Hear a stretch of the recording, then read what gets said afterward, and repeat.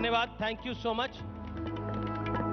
अब उस सेशन की बारी है जिस सेशन पर जिसके जो मेहमान हैं हमारे साथ, उन पर कई सारे सवालों की बौछार है, लेकिन आज हिंदू और हिंदुत्व में क्या फर्क है उनसे समझने की कोशिश करेंगे। ये कंट्रोवर्सी क्रिएट की गई है या जानबूझ के की गई है?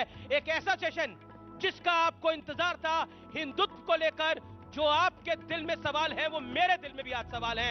आज उन तमाम सवालों के जवाब होंगे। स्वागत करिए जिन्होंने हाल ही में किताब लिखी है, उनकी किताब भी मैं साथ लेके आया हूं, सनराइज ओवर अयोध्या, जिसमें हिंदू और हिंदुत्व को बोको हरम और आईएसआईएस से कंपेयर किया गया है। आज उस पर संवाद होगा। स्वागत करिए पूर्व केंद्रीय मंत्री, कांग्रेस पार्टी के दिग्गज नेता और सुप्रीम कोर्ट के जाने माने वकील सलमान खुर्शीद साहब का।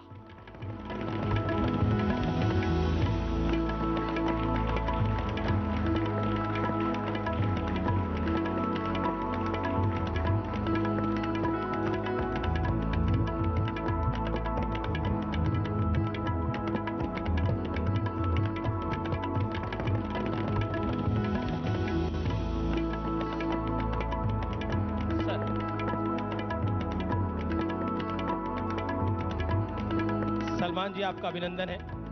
माइक उस तरफ है। नमस्कार। सबसे पहले तो आपकी किताब ही मैंने हाथ में पकड़ी हुई है, sunrise over Ayodhya, nationhood in our times. इस किताब के आने के बाद इसके पेज नंबर 113 पे जो सैफरन स्काई करके चैप्टर है, उसमें एक शब्द लिखा हुआ है जिसमें हिंदुत्व की तुलना बोको हरम और आईएसआईएस से की गई है। जैसे ही आपने किताब लिखी और जैसे ही ये पन्ना बाहर आया, हंगामा बच गया। हंगामा आप मचवाना चाहते थे या मकसद नहीं था? देखिए, दो बातें पहले कह दूं। जी सर। मैं जब वहां से आ रहा था तो आपने कहा कि हिंदू और हिंदुत्व के बारे में सलमान खुर्शीद ने कुछ कहा, तो उसको साफ कर दीजिए। हिंदू के लिए मैंने कहा वो लोग जो बहुत उदार और एक बहुत ऊंचे धर्म में विश्वास रखते हैं। जी।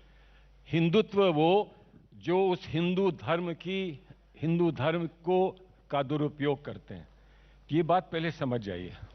अगर ये समझ जाएंगे तो आप किताब को भी समझ जाएंगे। मैं तो आपसे समझने के लिए ही बैठा हूं। नहीं, सुनिए, अभी बोलने दीजिए। मुझे आपने बोलने के लिए बुलाया है, मैंने आपको सुनने के लिए मैं यहाँ नहीं आया हूँ। पर सवाल तो पूछने पड़ेंगे। सवाल तो पूछिए, सवाल का जवाब तो सुन लीजिए। सवाल का जवाब सुन लीजिए जी। इसलिए या तो इस किताब को पढ़ा नहीं है या किताब को पढ़ना नहीं चाहा है। और रहा हंगामा, अगर आपने मुझसे इंटरव्यू ना लिया होता तो हंगामा भी ना होता। अच्छा, तो आपने किताब अगर आपने किताब में ये ना लिखा होता तो हम इंटरव्यू ना लेते, और अगर हम इंटरव्यू ना लेते तो हंगामा नहीं होता। तो आप किताब जो जननी तो किताब है, और किताब में Hindutva is equal to Boko Haram और आईएसआईएस। Not equal. पर किताब में तो ये लिखा है सिमिलर। सच बोलो। पर कैसे?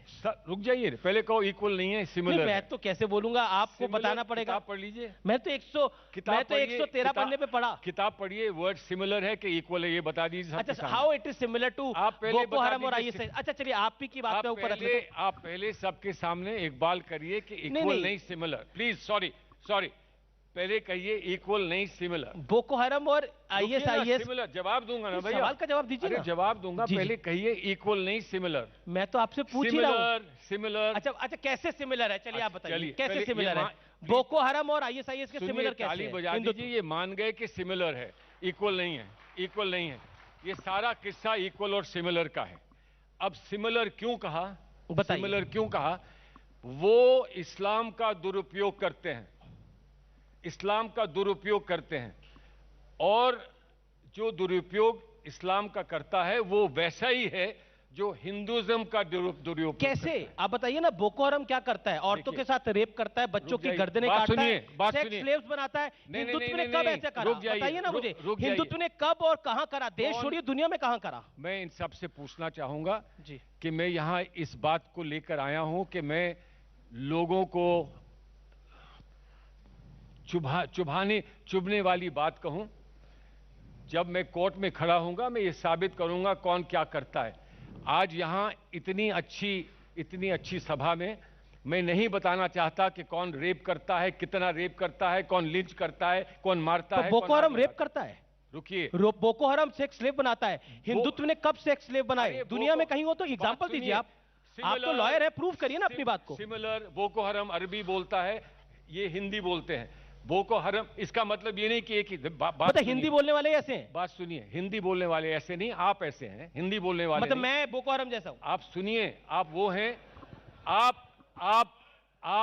आप जो हैं इंटेलेक्चुअली आदमी को टेरराइज करते हैं। मत करिए इन बातों से, अच्छी अच्छी बातें करिए। किताब आपने लिखी। अरे किताब इंटेलेक्चुअल आप हैं, किताब आपने लिखी। किताब मैंने लिखी और किताब आप नहीं पढ़ पाए।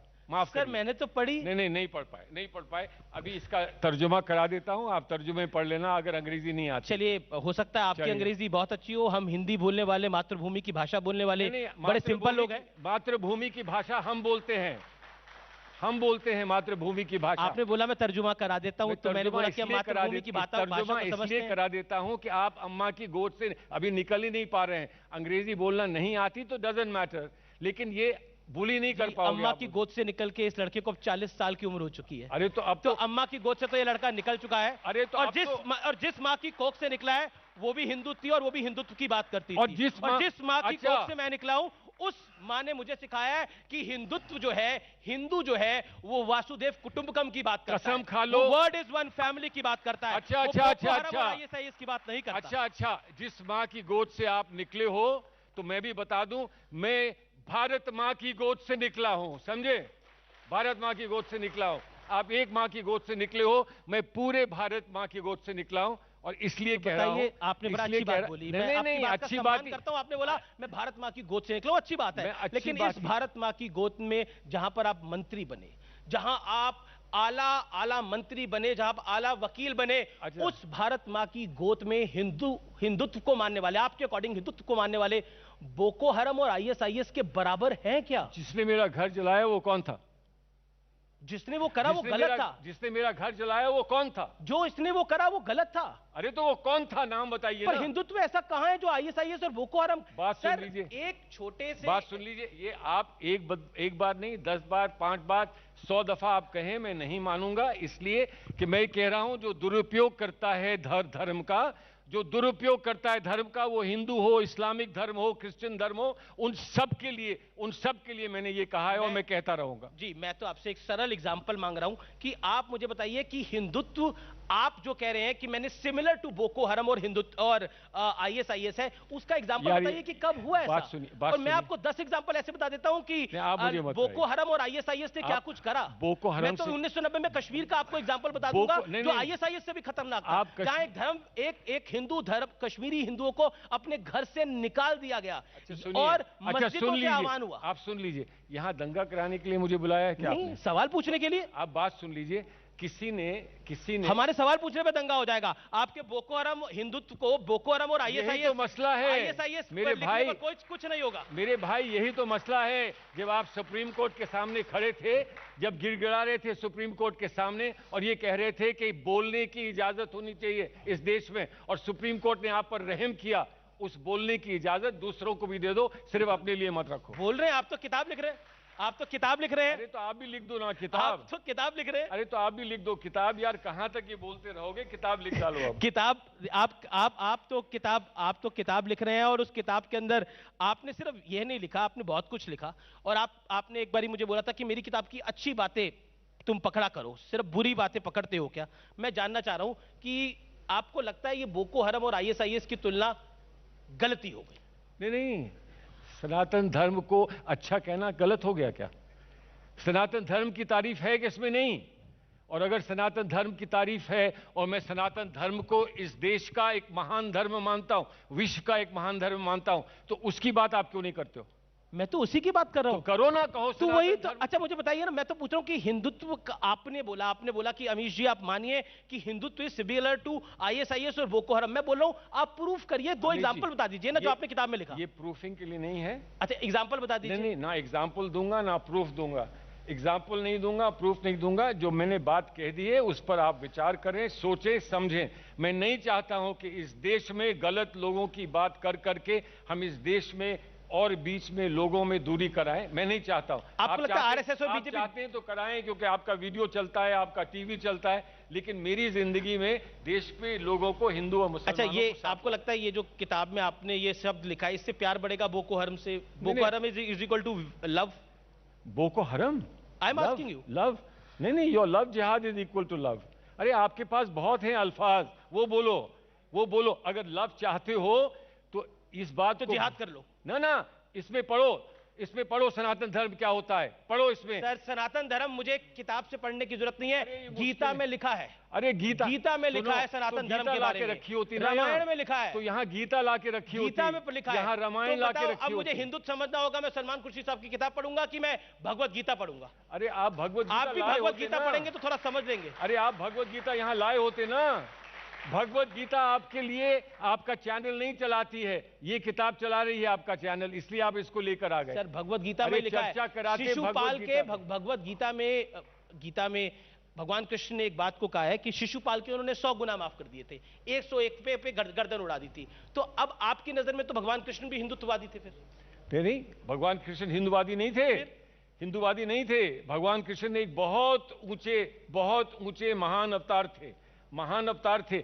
लेकिन आप मुझे ये कहने भी नहीं देते हैं, इसलिए कि आप सोचते हैं वहां भगवान कृष्ण की अगर मैं लीला यहां रचूंगा तो आपका खेल और आपकी दुकान बंद हो जाएगी। इसलिए सर, किताब आप लिखते हैं, हाँ हम लिखते, दुकान हम खोलते हैं। दुकान बंद करने के लिए लिखते हैं। अच्छा, पर दुकान तो इससे बंद नहीं हुई, हो गई, तो बन गई। दुकान हो गई बंद, मान लो दुकान बंद हो गई।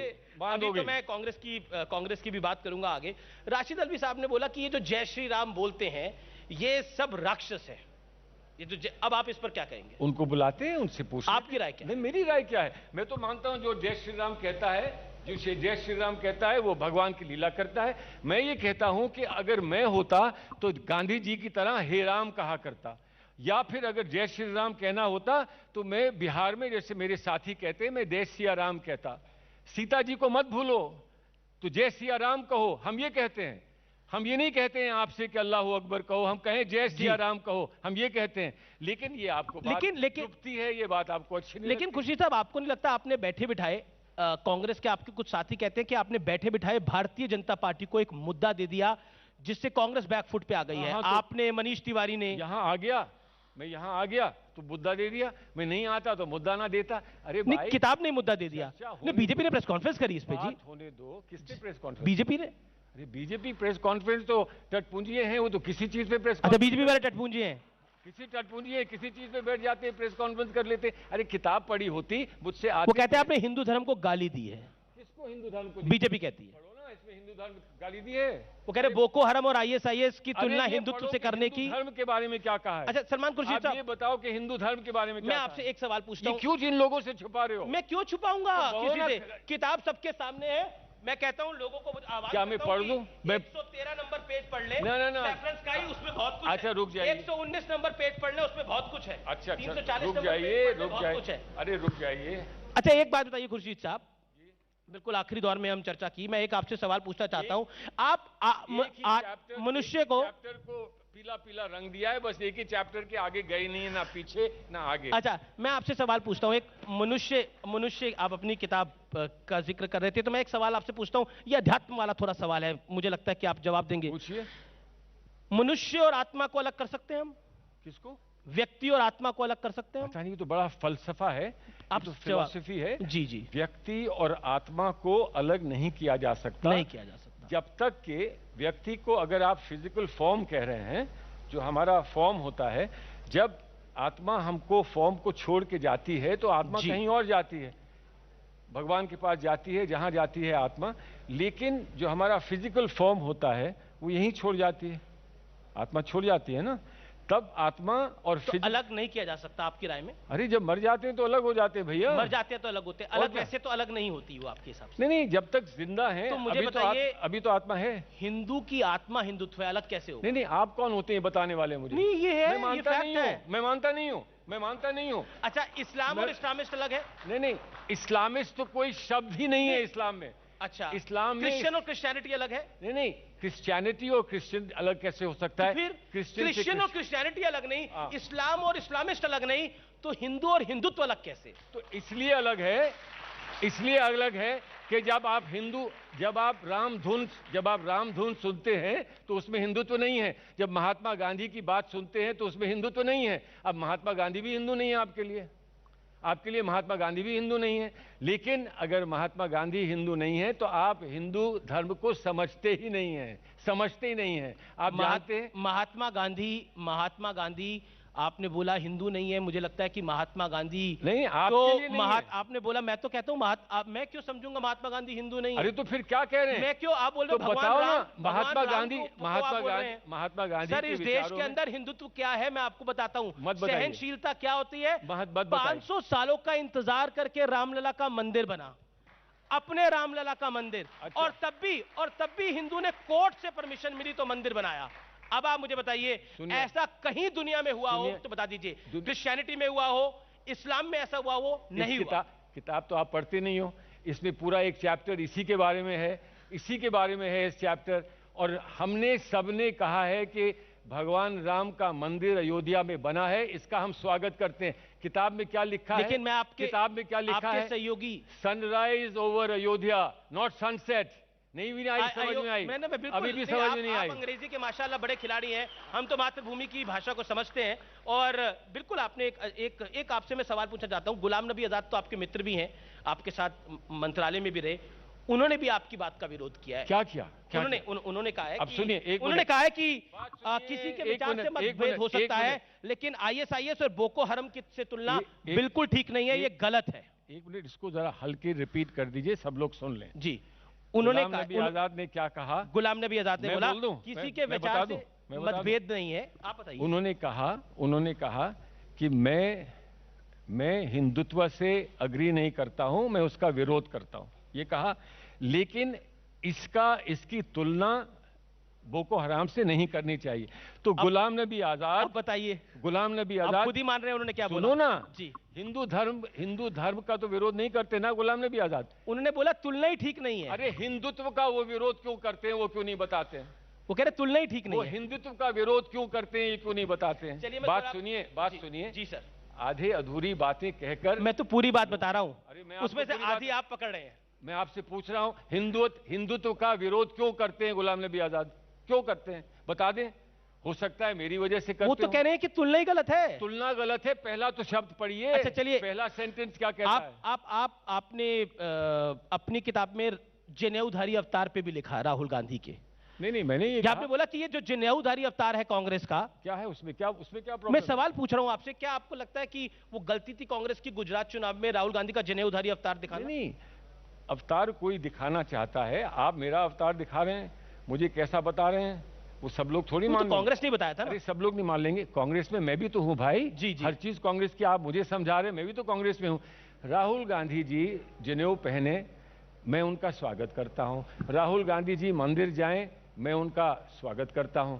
राहुल गांधी जी प्रवचन दें धर्म पर, मैं उसका स्वागत करता हूं। मुझे उसमें क्या समस्या है? तो आपको क्यों समस्या है कि राहुल गांधी प्रवचन करते हैं या आपने किताब में लिखा, आप अपनी किताब में लिख रहे हैं और समस्या हमसे पूछ रहे हैं कि कांग्रेस को जनेऊधारी अवतार नहीं दिखाना चाहिए। अमीश देव को तुम्हें क्या समस्या है? यहाँ कितने जनेऊधारी बैठे हैं?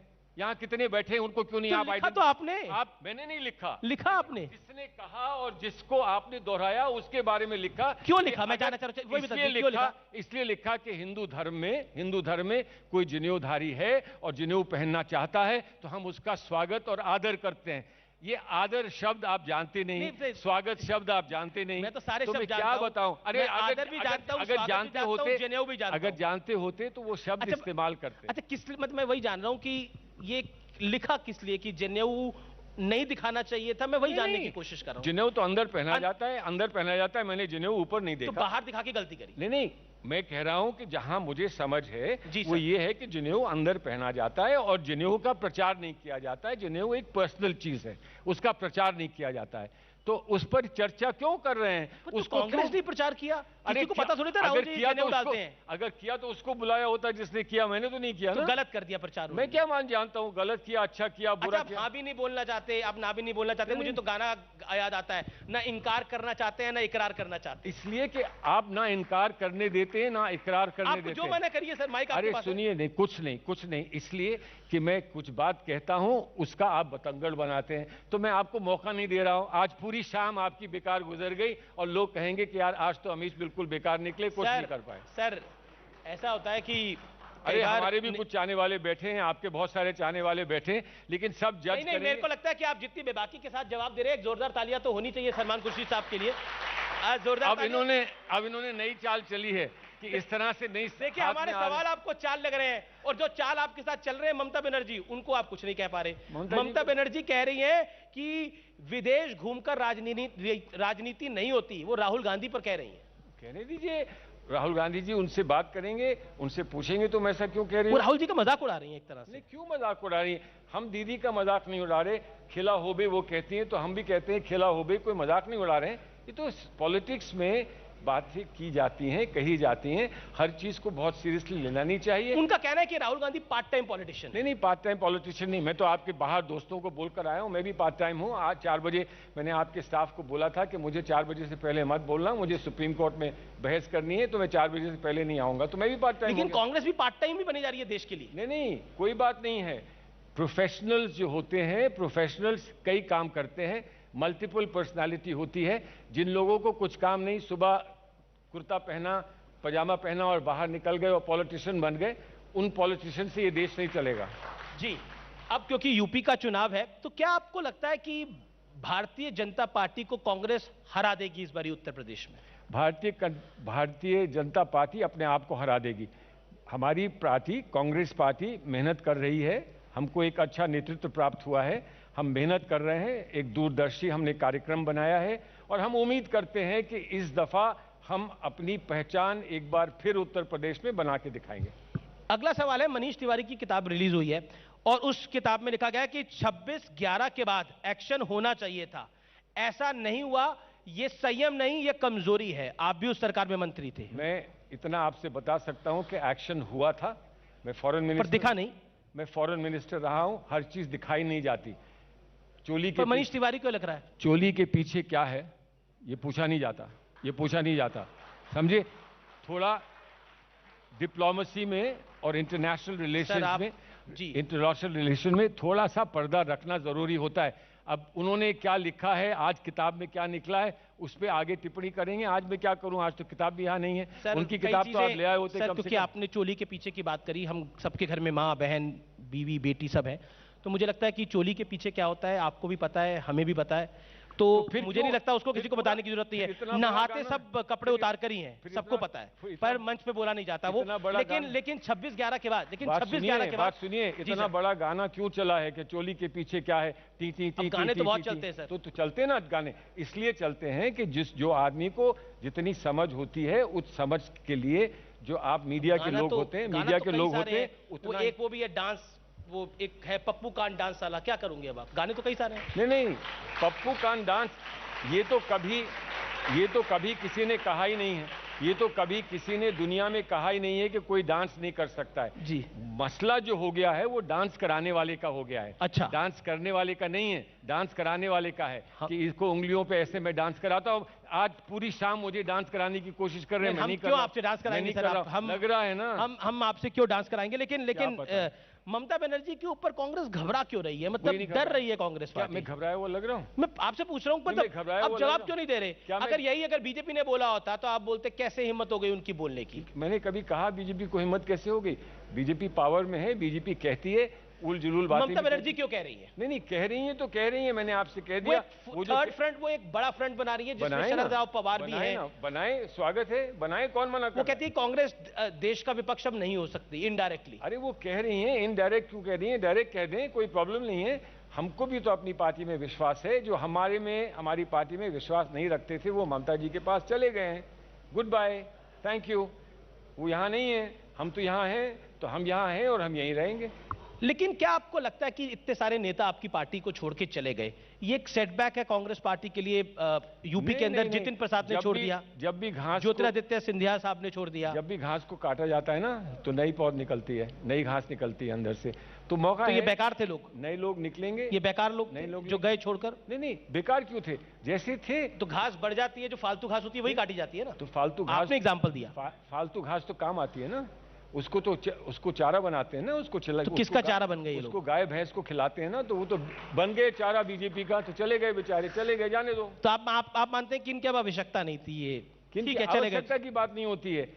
जीवन में ये एक सिस्टम होता है जिससे कि कुछ लोग आते हैं, कुछ लोग जाते हैं। जीवन में ये होता है ना, आपके हमारे घर में, फैमिली में कुछ लोग आते हैं, बुजुर्ग हो जाते हैं, चले जाते हैं, नए बच्चे पैदा होते हैं। इसी तरह से ये आगे हम लोग आगे बढ़ पाते हैं। बढ़ने दीजिए, नए लोग आएंगे, नए चेहरे आएंगे, नए विश्वास के साथ आएंगे, पार्टी में नए लोग आएंगे और पार्टी मजबूत होगी।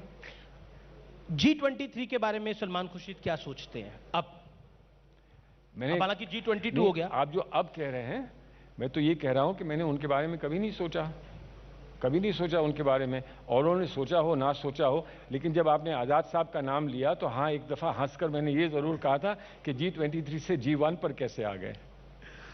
अकेला स्टेटमेंट दिया था ना, तो G1 पे आ गए।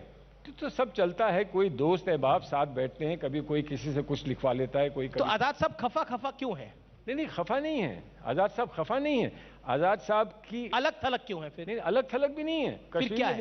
कश्मीर में देखिए रोज उनके कार्यक्रम हो रहे हैं, अलग थलग नहीं है। लेकिन ऐसा जरूर होता है कि कभी कभी आपको थोड़ा सा हाथ पांव चलाकर अपनी जगह बनाने की जरूरत लगती है। जब लगती है तो आप बनाते हैं, उसमें क्या है, स्वागत है सबका। यूपी के चुनाव से पहले केशव मौर्य ने बोला कि रामलला का भव्य, जो डिप्टी सीएम है, उन्होंने बोला कि रामलला का तो भव्य मंदिर बन गया, काशी में भी भव्य मंदिर का निर्माण हो रहा है। भव्य मंदिर का निर्माण हो रहा है, काशी में निर्माण हो रहा है, और वहां रास्ते साफ, मथुरा में भी होगा। वहां तो शफीकुर रहमान बर्क ने बोला कि मुसलमानों को उकसाने की बात करे, किसानों की तरह मुसलमान सड़क पे आया जो सपा के सांसद है, तो मुश्किल में पड़ जाएगी। तो उनसे बात करिए ना, उनको क्यों नहीं बुलाते हैं आप? मुझसे क्यों पूछ रहे हैं बर्क? तो केशव मौर्य की स्टेटमेंट पर आप क्या कहते हैं? नहीं, मुझे कुछ नहीं कहना है। मुझे ये कहना है कि केशव मौर्य कॉन्स्टिट्यूशनल पोजीशन पर है, पोस्ट पर है। उनको कॉन्स्टिट्यूशन, हमारे संविधान और हमारे सुप्रीम कोर्ट के जो आदेश हैं उनका आदर करना चाहिए, उनको समझना चाहिए। बस इतना कह रहा हूं, और क्या है। सलमान खुर्शीद साहब, आप मंच पर आए, आपने सवालों का जवाब दिया। फिर मैं एक बार आपको आखिर में जरूर एक सवाल पूछूंगा, ये आखिरी सवाल है। क्या आपको लगता है कि आपने जो किताब लिखी वो बिक जरूर गई होगी, लेकिन उसने कंट्रोवर्सी को खड़ा कर दिया? एक मैं उसको बैठा दूंगा, उसमें क्या प्रॉब्लम है? काम तो सिर्फ बैठाने का है, बैठा दूंगा। आप मत खड़ा करिए, बैठ जाएंगे, सब ठीक हो जाएगा। कैसे बैठा कैसे देंगे? आप तो और बढ़ा रहे हैं। इसलिए बैठा देंगे कि ऐसा मत भूलिए, ये किताब किसी एक कोई विशेष वर्ग के लिए नहीं लिखी गई है जी। ये पूरे भारत के लिए लिखी गई है, भारत के लोगों के लिए लिखी गई है। उसमें हमारे हिंदू साथी हैं, हमारे ईसाई साथी हैं, उसमें हमारे सिख साथी हैं, हमारे मुस्लिम साथी हैं, सब लोगों के लिए किताब लिखी गई है। और जब सब लोग इसे स्वीकार करेंगे तो जो मेरा कैसे, मैं फिर पूछ रहा हूं, अभी मैं ऑडियंस पे ही अगर मैं हाथ खड़ा करवा लूं कि कितने लोग आपकी किताब को स्वीकार करेंगे, तो ये पहले कहिए कितनों ने किताब पढ़ी है, और फिर सबसे कहिए जाके। पॉइंट तो सभी ने पढ़ा है। सबसे मैं कुछ सवाल ले लेता हूं। अरुण, कुछ सवाल ऑडियंस पूछने जा रही है। एक तो सवाल सर पूछने जा रहे हैं। एक तो सलमान खुर्शीद साहब, मेरा ही सवाल है पहले लोगों के पास जाने से पहले। बताइए। पहले तो ये कि आपकी इस किताब के बाद आपकी पूरी पुरानी किताबों की भी खोजबीन शुरू हो गई। उसमें एक किताब आपकी है जिसमें 1984 के दंगों में जो सिख मारे गए उनका जिक्र करते हुए आप कह रहे हैं कि 1947 में जो खून बहा था मुसलमानों का, उसका एक तरह से बदला है जब हिंदू और सिख इनका आज खून बह रहा है। तो क्या ये बात सही है? क्योंकि ट्विटर पर, सोशल मीडिया पर बहुत ज्यादा वायरल हो रही है। बड़ा सिंपल है, किताब पढ़ लीजिए। नहीं, वो तो है, यहाँ पे है किताब पढ़ लीजिए। नहीं, हाँ। इस पे मत पढ़िए, किताब लीजिए, पूरी किताब पढ़िए। मतलब किताब खरीदना ऐसा करिए, अब अगर किताब नहीं पढ़ी तो आज सवाल भी मत पूछिए। नहीं, वो सोशल मीडिया पे चल रहा है, तो क्या वो गलत है? सुनिए, सोशल मीडिया पे कर दीजिए आप। खंडन इनके सामने कर चुका हूं। ये बार बार क्यों बात वो पूछ रहे हैं? मैं कह चुका हूं कि इसको मैंने कहा कि ये गलत था। वहां लफ्ज इस्तेमाल हुआ है terrible. This is a terrible thought, समझ गए ना टेरिबल क्या होता है? तो इसलिए पहले किताब पढ़ लीजिए, आपको जवाब मिल जाएगा। कोई और भी सवाल, और कई लोगों के सवाल। एक बात बताऊं, सुन लीजिए। उस किताब का विमोचन किसने किया था? ज्ञानी जैल सिंह ने राष्ट्रपति भवन में किया था। चलिए रमन मलिक भी है उधर, और ब्रजेश जी भी है, वो भी सवाल पूछना चाहते हैं। ब्रजेश सिंह, मैं ये पूछना चाहता हूँ, आपके अनुसार जो हिंदुत्व की जो आपने की है सिमिलरिटी विद आईएसआई, तो आईएसआई की जो विचारधारा है वो ये है कि सबको मारो और पूरी जगह में इस्लाम को कायम करो, इस पर उससे चल रहे हैं ये। तो आपने जो ये कहा तो ये ठीक नहीं है, तो आप इसको गलत मान क्यों नहीं लेते कि हाँ ये गलत है और उसको जो है कंट्रोवर्सी खत्म हो जाएगी? क्या आप क्या इस बात की भीख मांग रहे हैं कि ये कंट्रोवर्सी खत्म करने के लिए मैं आपको भीख दे दूं? बात सुनिए, एक सवाल पूछ सकते हैं, आप बहस मत करिए। नहीं, बहस मत करिए, सवाल पूछिए। लेकिन आपने सिमिलरिटी क्यों की है? सिमिलैरिटी इसलिए की कि क्योंकि ऐसी विचारधारा हिंदुत्व की है ही नहीं जैसी आईसीआई। अगर नहीं है तो खुश रहिए ना, प्रॉब्लम क्या है? खुश रहिए। अगर नहीं है तो अगर जी अरे खुश रहिए ना। तो लिखा क्यों सर? अरे खुश रहिए। बताइए। आप पुलिस के इंस्पेक्टर नहीं है तो ये मत पूछिए। नहीं तो मैं प्लीज, आपने अपनी बात कह दी, मैंने उसके सम्मान से कह दिया कि आप खुश रहिए। क्योंकि कई सारे सवाल है। रमन जी सवाल पूछना था। रमन जी हाँ, एक सवाल यहाँ से, छोटा सवाल, बहस मत करिएगा। सवाल बिल्कुल छोटा है। हाँ, खुर्शीद साहब नमस्कार, मेरा नाम संजीव कौशिक है, राजनीतिक विश्लेषक। जी मलिक साहब जी, जब पूरे हिंदुस्तान को यह जानकारी है कि भारतीय जनता पार्टी एक अलग तरह की राजनीति करते हुए आपको केंद्र से लेकर के अन्य राज्यों से आपका पत्ता साफ होता हुआ दिखाई दे रहा है, उस परिस्थिति में इस किताब का विमोचन क्या कांग्रेस पार्टी को हाशिए में धकेलने के लिए काफी नहीं था? यह कैसे मान लिया जाए कि आप जैसे समझदार या जानकार विद्वान आदमी इस बात से रूबरू नहीं थे? नहीं, मैं समझ नहीं पाया। आपका जो सवाल है वो बड़ा कॉम्प्लेक्स है। सवाल ये है कि कोई गलत काम कर रहा है इसलिए मत कहो कि गलत काम कर रहा है, क्या ये सवाल है? क्या सवाल ये है कि कोई गलत काम कर रहा है तो उसको गलत काम करने दो? ये एक बड़ा, कोई बात नहीं, मैं तो चुनाव हार चुका हूं तो मुझे तो अनुभव है हारने का। मैं आपसे एक बात कह रहा हूं, बड़ी स्पष्ट बात कह रहा हूं कि हमने एक लकीर खींची है आइडियोलॉजिकल, एक आइडियोलॉजिकल लकीर है। कौन इस तरफ है, कौन उस तरफ है, पर बोको हरम की तरफ तो कोई नहीं होगा वाला। बोको हरम तरफ आप नहीं है, मैं आपको इस बात की बधाई देता हूं, लेकिन पता नहीं कब आपको अपना मीडिया वहां पहुंचाने के लिए उनका भी समर्थन करना पड़े। नहीं, पर मुझे लगता है कि छोड़िए। अरे बात, अब आपकी बात हो गई, उनसे ब्रिजेश उन विचारों को पूछने दीजिए। ब्रिजेश और रमन मलिक, अमन, 3 सवाल। ठीक है ब्रिजेश जी। खुर्शीद साहब, कांग्रेस पार्टी के बारे में कहा यह जा रहा है, खासतौर पे जो उनके जो सबसे बड़े चेहरे हैं, कि भाई वो पार्ट टाइम पॉलिटिशियन हैं। क्या भारत में इस पार्ट टाइम पॉलिटिशियन को इसीलिए लोग एक्सेप्ट नहीं कर रहे हैं क्योंकि देखते हैं कि वो 4 दिन दिखते हैं, 8 दिन गायब हो जाते हैं? आप मेरा अपना पर्सनल व्यू अगर जानना चाहते हैं, मैं पार्ट टाइम पॉलिटिशियन हूँ। मैं किताब लिखता हूँ, मैं थिएटर करता हूँ, मैं दुनिया जाके सोशल वर्क करता हूँ और उसके साथ साथ लीगल मैटर्स भी करता हूं। हर जगह कहीं ना कहीं मैं पॉलिटिकली जुड़ा हूं। जब मैं लीगल मैटर्स करता हूं तो लोगों के लिए जिनकी ज़रूरत है उनके लिए फ्री लीगल मैटर्स भी करता हूं। मेरे लिए वो भी पॉलिटिक्स है। जब मैं एनजीओ चलाता हूं तो वो भी मेरे लिए पॉलिटिक्स है। लेकिन जो आपका कॉन्सेप्ट पॉलिटिक्स का है कि सुबह से शाम बैठकर लोगों को उल्लू बनाओ, वो मेरा कॉन्सेप्ट नहीं है। तो मैं बिलीव करता हूं कि प्रोफेशनल लोग जो कोई प्रोफेशनल काम करते हैं लेकिन पार्ट टाइम पॉलिटिशियंस भी हैं, उनको पार्ट टाइम पॉलिटिशियंस को रिस्पेक्ट मिलनी चाहिए और हमको वो एक्सेप्ट करना चाहिए। और मैं तो ये कहता कि ये भी पार्ट टाइम अगर हो जाते तो बेहतर होते ये एज एन एंकर, लेकिन आप बेचारे मजबूर हैं, फुल टाइम एंकर हैं। मजदूर आदमी है, लेकिन क्या कर सकते हैं? मजदूर नहीं है। मेहनत करने में शर्म नहीं आती। आपने देखा मजदूर हो गया, हिंदुज्म हो गया। इस तरह से ये खेल करते हैं, इस तरह से चलते हैं। एक सवाल सलमान खुर्शीद साहब, एक सवाल है। अमन चोपड़ा आपकी किताब पर इन्होंने पूरा शो किया था, एक्सपर्ट हैं आपकी किताब के, ये एक सवाल पूछे। नहीं, एक्सपर्ट नहीं है। सलमान सर, मेरा एक सवाल है आपसे। आपने कहा कि हिंदुत्व आईएसआईएस और बोको हरम की तरह, राहुल गांधी ने कहा कि सिखों और मुसलमानों को मारने का नाम है हिंदुत्व।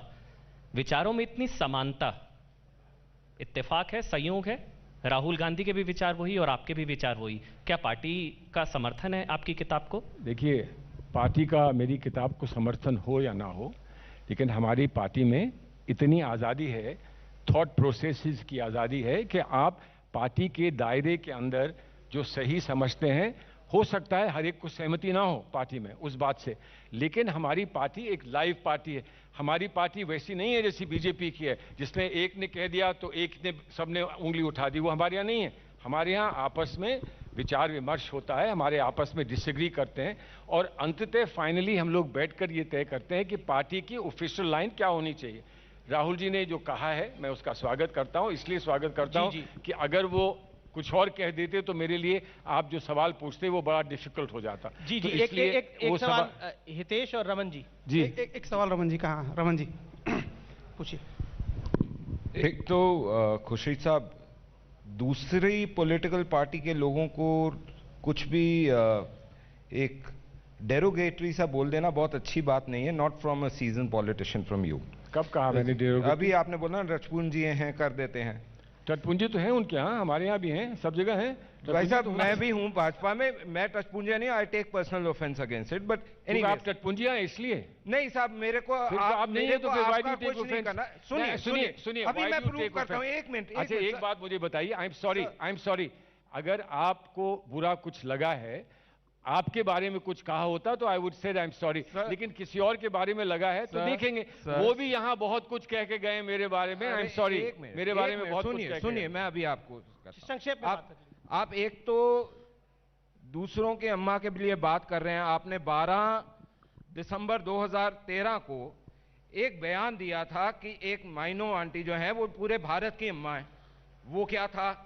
दूसरी चीज सर सॉरी, आई थिंक आप पार्टी की बहस करना चाहते हैं, वो कभी और कर लेंगे। सर आप आए, आपका बहुत बहुत सॉरी शुक्रिया, बहुत बहुत। You don't make an impression. अरे बहुत बहुत शुक्रिया। समय समाप्त हो गया, और लोग हैं ना। अरे सर अभी है, पर हमारा एक आखिरी बिल्कुल इसके बाद अगला सेशन भी है। अरे छोड़ो ना। अरे नहीं देखिए चलिए, एक अगर आप अनुरोध करें तो एक सवाल, छोटा सा सवाल। जी सर समय समाप्त हो गया। माफ करिएगा, सवाल बहुत सारे हैं।